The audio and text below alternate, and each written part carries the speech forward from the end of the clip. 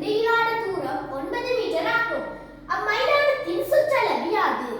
இப்ப அம்மைதானத்தின் சுற்றளவு யாது என்றால் இப்ப அம்மைதானத்தை சுற்றி வரும் அளவுதான் சுற்றளவு எனப்படும். இப்ப இங்கு அந்தங்கள் இணைக்கப்பட்ட வட்டம் ஒன்றில் 4 கொடி கம்பங்கள் நடப்பட்டிருக்குது. இப்ப அந்தங்கள் இணைக்கப்பட்ட வட்டம் ஒன்றில் 4 கொடி கம்பங்கள் இணைக்கப்பட்டால் எத்தனை இடைவெளிகள் இருக்கு என்று எண்ணுவோம். 1 2 3 4. இப்ப அந்தங்கள் இணைக்கப்பட்ட ஒரு வட்டம் ஒன்றில் 4 கொடி கம்பங்களுக்கு 4 இடைவெளிகள் இருக்கு.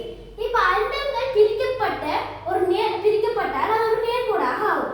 அந்த நேர்கோட்டில் 4 கொடி கம்பங்கள் நடப்பட்டிருந்தால் எத்தனை இடைவெளி இருக்கு என்று எண்ணுவோம். 1 2 3. இப்ப அந்த நேர்கோட்டில் அந்தங்கள் பிரிக்கப்பட்ட நேர்கோட்டில் 4 கொடி கம்பங்கள் நடப்பட்டிருந்தால் 3 இடைவெளிகள்.